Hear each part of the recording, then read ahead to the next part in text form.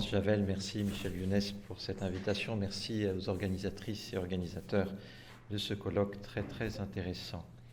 Alors Michel Younes m'a permis de réduire mon introduction puisque je commençais par mettre l'accent sur l'importance des fuqaha dans le corps des savants musulmans, leur rôle central, leur organisation, autour du 9e, 10e siècle précisément. Il faudrait les suivre jusqu'à l'orée du 19e siècle, montrer leur rôle et leur constitution dans une vraie classe de clercs, tabaqa ilmiya dans l'Empire ottoman par exemple. C'est un peu moins fortement le cas dans l'Empire moghol, et l'Empire perse c'est encore une autre histoire. Mais cette situation-là est remise en question, et là je rejoins ce qui vient d'être dit par Michaela Kasteneulinger, sans utiliser le terme ou l'expression ajaxiale, est remise en question précisément au XIXe siècle sur deux points. D'abord, la problématique de la codification des contenus, qui est très largement influencée par ce qui se fait en Europe, même si des choses ont précédé la colonisation ou les contacts avec les Européens. Et deuxième point, la marginalisation de ces savants, de ces hommes de religion, dans deux domaines où ils avaient une forme de monopole, à savoir la justice et le domaine de la connaissance et de la transmission de la connaissance. Ça, c'est une phase qui est essentielle du XIXe siècle, et en particulier du milieu du XIXe siècle, qui s'étend jusqu'au milieu du XXe siècle. Et la question qui se pose au milieu du XXe siècle, c'est: est-ce que nous allons, nous savants, remettre ou refermer la parenthèse? C'est-à-dire, est-ce que nous allons pouvoir reprendre en main la situation, revenir, et ça c'est Emmanuel Pisani qui nous a aidé à le comprendre, revenir à ce primat de l'autorité religieuse sur l'autorité politique, au moins dans le discours, sinon dans les faits. Trois parties pour essayer d'analyser cette tentative de reprise en main par les autorités sunnites. Premier point, c'est ce rapport aux États modernes. Deuxième temps, la définition d'un idéal historique concret. Qu'est-ce que c'est que le régime islamique idéal qui est dessiné à la fin des années 50 ? Troisième temps, la dure épreuve du réel, ce qui se passe aujourd'hui. Premier temps, donc, le rapport des autorités religieuses et politiques dans les États modernes. Alors, intuitivement, l'hypothèse, ce serait de dire qu'il y a une subordination de ces autorités religieuses aux autorités politiques. Les choses sont plus compliquées qu'un rapport de subordination. Je vais prendre 4 exemples: l'Égypte, l'Arabie saoudite, le Maroc et l'Algérie. Les autorités religieuses égyptiennes ne se manifestent pas par une mobilisation forte au moment du passage de la monarchie au régime républicain. Nasser prend 3 mesures très importantes qui les concernent. D'abord, il nationalise les terres liées au Awqaf, et donc il les prive d'une source de revenus pluriséculaire. Mohamed Ali avait déjà commencé un certain nombre de transformations, mais là, avec Nasser, la nationalisation des terres, c'est une suppression de cette source de revenus. Nasser abolit également les mahakem sharia, les cours de justice religieuse. Merci, monsieur. La troisième mesure, c'est l'introduction par la loi qui concerne El Azhar, l'introduction de ce milieu des hommes de religion dans la fonction publique. Il fonctionnarise ces hommes de religion, essentiellement enseignants. Alors on pense que la subordination est en cours, complète, mais en fait, il les fait rentrer dans l'appareil de l'État, et de l'intérieur de l'appareil de l'État, ces hommes de religion exercent une influence. Alors lui, puis Sadat, puis Moubarak vont essayer de jouer sur d'autres registres pour essayer de limiter le pouvoir interne de ces hommes de religion dans l'appareil de l'État, en jouant sur des contre-pouvoirs religieux. Un, Dar el-Ifta, à côté de El-Azhar, même si ce sont des Azaris qui passent par Dar el-Ifta. Deux, au sein du ministère des Affaires religieuses et des Awqaf, donc la création d'un haut conseil des affaires islamiques. Et, dernier élément, le conseil supérieur des confréries soufis. Ce qui veut dire qu'en Égypte, Si vous voulez savoir quelle est la parole religieuse, vous pouvez avoir le grand imam, vous pouvez avoir le mufti, vous pouvez avoir le ministre des Awqaf ou le président du Haut Conseil des affaires islamiques ou celui qui est responsable du Conseil supérieur des confréries soufis. Vous voyez, c'est intéressant parce que le pouvoir peut jouer sur les uns et les autres, même si une même personne peut avoir une carrière qui passe par au moins 3 de ces postes supérieurs. La même personne peut suivre cette carrière-là. En Arabie Saoudite, l'histoire est un peu différente, mais les termes de la problématique sont les mêmes. Ibn Saoud, le fondateur du royaume d'Arabie Saoudite, a eu besoin des hommes de religion.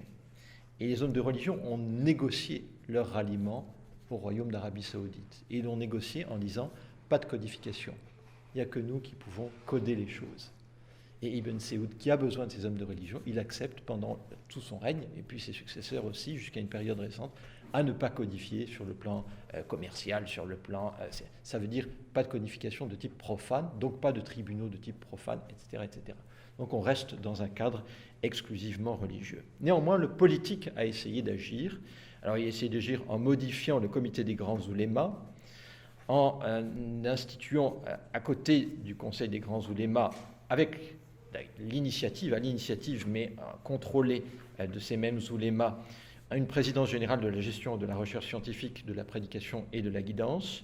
Et puis, pour les affaires plus ponctuelles quotidiennes, nous avons la commission permanente de la recherche et de l'émission des fatawas. Ça ne suffisait pas pour le politique pour maîtriser ou tenter de maîtriser ces hommes de religion.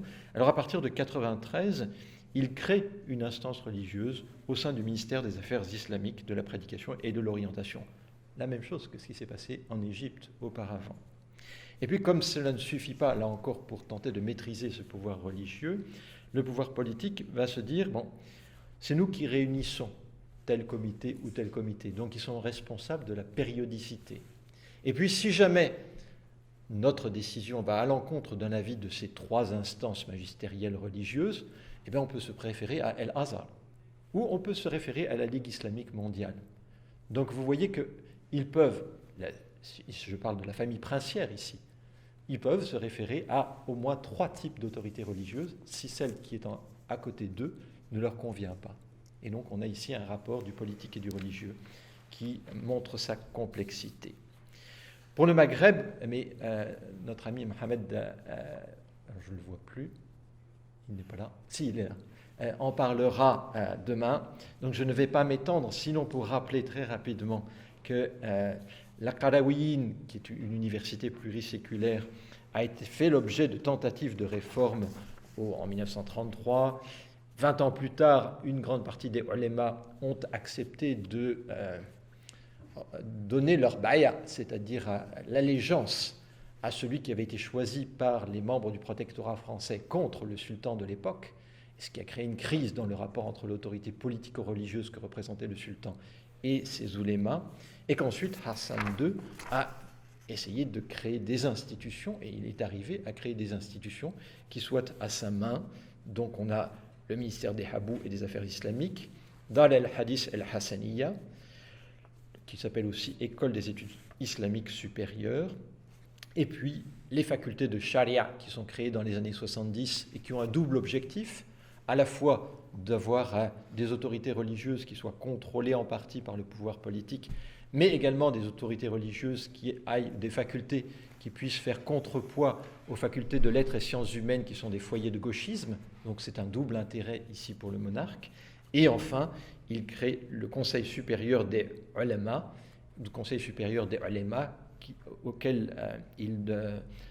qu'il conduit à réformer chaque fois qu'il y a une difficulté, et nous verrons un certain nombre de ces réformes. Pour l'Algérie a créé dès sa fondation, pas tout à fait en fait, dès sa fondation en 1965, donc au moment de la prise du pouvoir de Boumedienne, un ministère de l'enseignement originel et des affaires religieuses.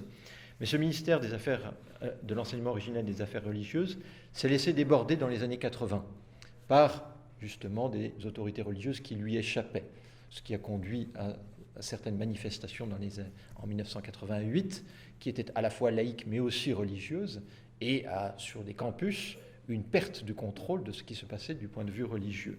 Alors en 1989, dans la nouvelle constitution, les autorités algériennes créent un Majlis Islami A'la, c'est-à-dire un haut conseil islamique qui a pour but de renforcer ou de recontrôler le religieux.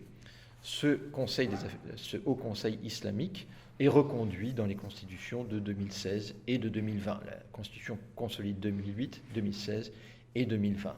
Et depuis, le pouvoir algérien cherche de plus en plus à contrôler cette parole religieuse, ces prescripteurs du religieux en Algérie, sans y parvenir. On le voit, ces tentatives sont toujours amenées à être reconduites et renforcées, ce qui prouve qu'ils ne maîtrisent pas ce qui se passe. Nous avons également des réseaux transnationaux, et parmi les réseaux transnationaux les plus importants, celui de la Ligue islamique mondiale, qui est dans de très nombreux autres réseaux parallèles en tant que membre observateur ou conseiller, et notamment l'organisation de la coopération islamique devenue organisation de la conférence islamique devenue organisation de la coopération islamique. Voilà pour le cadre. J'aurais pu prendre d'autres exemples, mais vous voyez que ce rapport montre qu'il n'y a pas subordination très simple ou simpliste du rapport politique-religieux, et qu'on voit que le politique a en permanence cherché à encadrer ou réencadrer ou recontrôler ce qui se passe du point de vue religieux. Pourquoi ? Et c'est le deuxième temps. Le deuxième temps vise à montrer que ces hommes de religion ont, dès la fin des années 50, promu un modèle de nizam islami, un régime islamique de type idéal. Ce régime de type islamique idéal est formalisé, je vais être très rapide là-dessus, mais on pourra le développer pendant la discussion, est formalisé dans une constitution islamique idéale proposée par les savants d'Al-Azhar en 1978, à la demande du grand imam de l'époque, le cheikh Abdelalim Mahmoud, qui a été appelé le Razali du XXe siècle. Donc ça, c'est un clin d'œil à Emmanuel Pisani. Abdelalim Mahmoud dit « on referme la parenthèse ». C'est-à-dire que tout ce qui est venu de l'extérieur pendant 150 ans, ou un gros siècle du moins, on le repousse. Sciences humaines et sociales, droit et autres. Abdelalim Mahmoud est venu faire en France sa thèse sous la direction de Louis Massignon. Il a soutenu à la Sorbonne en 1940. Mais il a rencontré, en revenant en Égypte, René Guénon, qui lui a dit tout le mal qu'il pensait de la modernité. Il a écrit une biographie de René Guénon en arabe et il a ensuite théorisé ce rejet de tout ce qui est venu de l'extérieur. Et il mobilise ses troupes pour dire « nous faisons ceci ».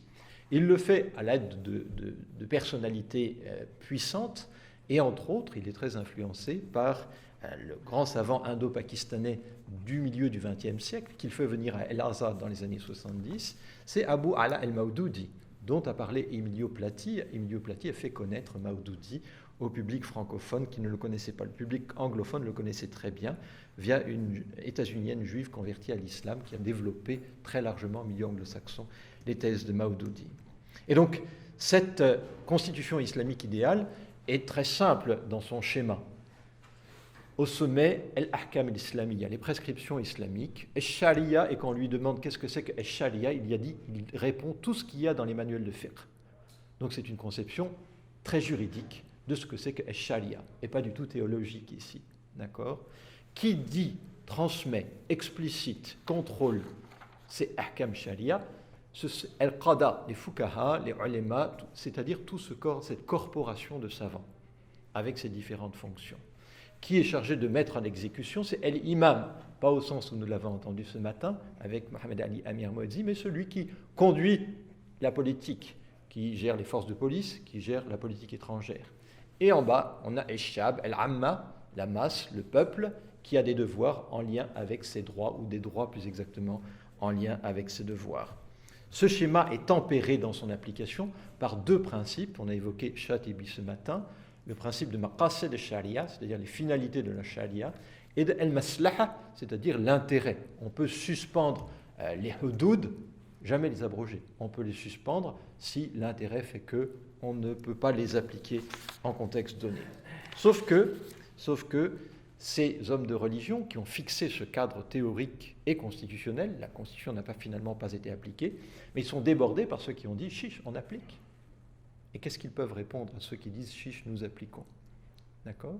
Ces mêmes savants ont également théorisé le djihad. Alors, j'aimerais casser une idée reçue ici. Le djihad, ce n'est pas simplement quelque chose qui est théorisé par quelques marginaux. Non, les grands savants d'Al-Azhar écrivent des traités au XXe siècle sur le djihad. Mohamed Abou Zahra, Qaradawi en 2008 encore, et c'est son grand traité sur le djihad, c'est-à-dire toute cette théorisation du djihad est faite par des savants qui sont dans des postes institutionnels, pas par des marginaux. D'accord ? La question, c'est après le domaine de l'application. Qui applique et qui décide qui applique ? Donc le désaccord se fait là-dessus, mais il ne se fait pas sur les fondamentaux du djihad, qui continuent à être enseignés tels qu'ils ont été reçus par ces hommes de religion. Ce qui conduit à des situations éminemment problématiques, à savoir quand les acteurs politiques mènent ou posent des actes qui ne correspondent pas à ce qui est prescrit et enseigné. Que fait-on ? Je vais donner 2 exemples parce que l'heure court. Un exemple de subordination, c'est-à-dire l'homme de religion va accepter ce que fait le politique et le justifier religieusement, et puis un exemple de rejet. L'exemple d'acceptation et de justification. Au mars 1979, Sadat, le président égyptien, signe la paix avec Israël. Alors que Abdel-Halim Mahmoud, par exemple, avait justifié, ce sont des textes, différents textes de sa plume, le djihad contre Israël. En 68, en 72, je cite tous ces textes-là, où il justifie, c'est-à-dire le combat contre Israël, ce n'est pas un problème politique, c'est un problème religieux. Et donc on peut combattre Israël au nom du djihad. Ça, c'est celui qui a été le grand imam de l'Azhar. Il décède, heureusement pour Sadat, en 78. En 79, Sadat signe la paix avec Israël. Eh bien, il trouve le grand mufti qui va justifier par une fatwa de septembre 79 la paix avec Israël. D'accord ? Donc on a bien ici le religieux qui va se subordonner aux politiques pour justifier un acte de politique étrangère. Exemple contraire, en 1990, Saddam Hussein envahit le Koweït. La puissance qui est immédiatement touchée et inquiète de cet acte-là, c'est l'Arabie saoudite. L'Arabie saoudite a une alliance avec les États-Unis depuis 1945 et sait que sans les États-Unis, elle ne peut rien peser contre l'armée irakienne. Donc elle décide, le souverain d'Arabie saoudite décide de faire appel aux États-Unis à une alliance une coalition internationale. Et le problème se pose. Est-ce que l'on peut faire appel à des soldats non musulmans, qualifiés de mécréants par les adversaires, pour combattre des soldats musulmans? Une question que nous avons posée ce matin aussi, qui a été posée ce matin aussi. Ibn Baz, le mufti à ce moment-là de l'Arabie saoudite, justifie par une fatwa l'appel à cette armée, cette coalition internationale, composée essentiellement de militaires non musulmans, pour combattre des militaires essentiellement musulmans, même s'il y a des militaires irakiens chrétiens dans l'armée d'en face. Et il y a des personnes, c'est-à-dire des savants saoudiens, qui disent « haram, c'est pas possible, on ne peut pas ». Donc Salman el-Aouda, par exemple, eh bien, il justifie le contraire, la non-possibilité de recourir à ça. Et avec la même argumentation, Oussama Ben Laden fonde Al-Qaïda. Al-Qaïda est né de ce rejet de l'appel à des combattants non musulmans pour se battre contre des soldats musulmans. Alors, l'Arabie saoudite a mené d'autres opérations pour essayer de redorer son blason, et l'engagement de l'Arabie saoudite en Bosnie, par exemple, entre 1993 et 1995, est une manière, si vous voulez, d'essayer de contrebalancer cette critique de ne pas avoir fait le jeu de l'islam, mais d'avoir fait le jeu d'un État souverain avec des frontières, et pas d'abord de la Oumma Islamia. Dernier point, la crise actuelle. Alors, elle pourrait se décliner de 2 manières. Première manière, à l'intérieur de chacun des États. En Arabie saoudite, nous voyons une volonté plus affirmée encore qu'il y a 20 ou 25 ans des responsables de l'État politique, donc de l'État des souverains, de contrôler le religieux. Une des dernières illustrations, je n'ai pas le temps de passer sur les réorganisations ici, mais une des dernières illustrations, c'est quand, après que le ministère des Affaires étrangères ait déclaré les frères musulmans comme étant des terroristes, eh bien, les oulémas en Arabie saoudite, quelques mois plus tard, ont déclaré que les frères musulmans étaient des terroristes. Donc vous voyez le lien direct entre le politique et le religieux ici.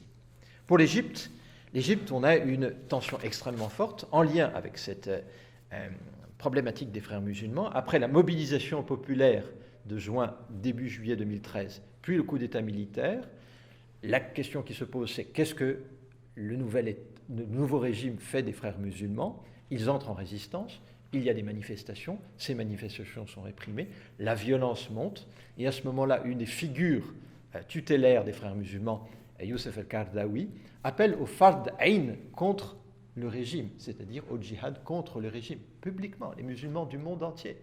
Alors certains d'entre vous, vous n'avez peut-être pas entendu l'appel, mais il a appelé les musulmans du monde entier au fard ayn contre le régime de Sisi, du boucher Sisi. D'accord? En conséquence de quoi, il sort de l'assemblée des oulémas d'Al-Azhar et il est condamné à mort par contumace. Et là, on voit ce politique et ce religieux qui sont intrinsèquement liés dans une affaire contemporaine avec des conséquences. Troisième exemple, le Maroc. Alors, exemple sur lequel je me suis arrêté dans mon livre sur la liberté de conscience. En 2012, le Haut Conseil des oulémas marocains promulgue une fatwa qui justifie la peine de mort contre les apostats. Les apostats. Grand froid du côté de l'autorité politique. Il y a quelques Marocains qui se convertissent au christianisme, d'autres qui disent qu'ils sont athées. Donc ils ont fait ça, et ça sort, c'est une fatwa qui est promulguée. Immédiatement, le ministre des Awqaf publie un article dans la presse marocaine en disant « ça, aujourd'hui, on ne peut plus faire ». 5 ans plus tard, une partie de ces mêmes oulémas écrivent un livre qui s'intitule « Sabil el-Ulema », le chemin des oulémas, dans lequel ils font la démonstration inverse. Aujourd'hui, il n'est plus possible d'appliquer la peine de mort pour les apostats. D'accord? Avec des références au hadith, chaque fois, dans un cas comme dans l'autre, à 5 ans de distance. Vous voyez le rapport entre le politique et le religieux ici? Pour l'Algérie, j'aurai également d'autres exemples. Je voudrais terminer...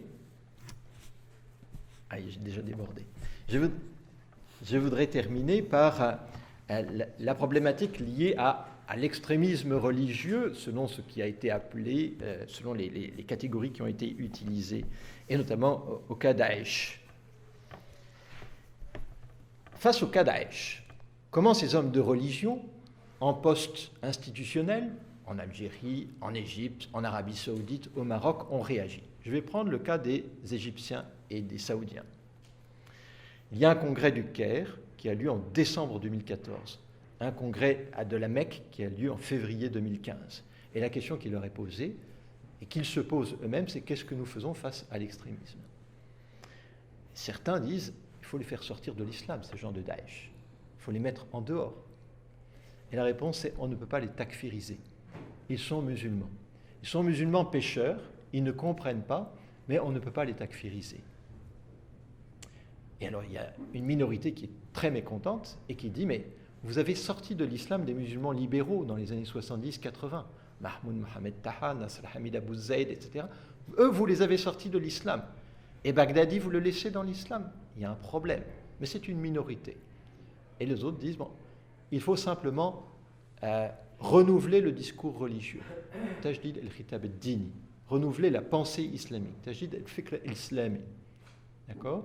Et depuis une demi-douzaine d'années, il y a de nombreux discours autour de ce renouvellement de la pensée religieuse ou de la pensée islamique, du discours religieux ou de la pensée islamique. Et là, on touche, et ce sera ma conclusion, on touche à une limite qui est liée à la communication d'avant, c'est-à-dire le rapport aux sciences humaines et sociales. En janvier 2020, au Caire, le président de la République égyptienne, qui pousse dans le sens d'un renouvellement de la pensée religieuse, c'est un discours qu'il a commis en décembre 2014, en disant si on continue comme on le fait, on va avoir le monde entier contre nous, les musulmans. Il y a un congrès qui se tient autour du thème le renouvellement de la pensée religieuse. Et là, 2 hommes se sont affrontés, donc il y a 18 mois, 2 hommes se sont affrontés. Le président de l'université du Caire et le grand imam de l'Azhar. Le président de l'université du Caire a l'appui du président de la République. Il a derrière lui l'État. Et le grand imam, qui est pour partie, et on l'a dit ce matin, il est effectivement nommé par le président de la République, mais en même temps, il veut faire valoir son autonomie, ce que j'ai dit dans ma première partie. Ce n'est pas un simple rapport de subordination. Le président de l'université du Caire dit ceci: si on continue à simplement essayer de faire du ménage à la marge, c'est-à-dire on dit on enlève les israéliates de nos manuels scolaires, on va rester dans un cercle clos.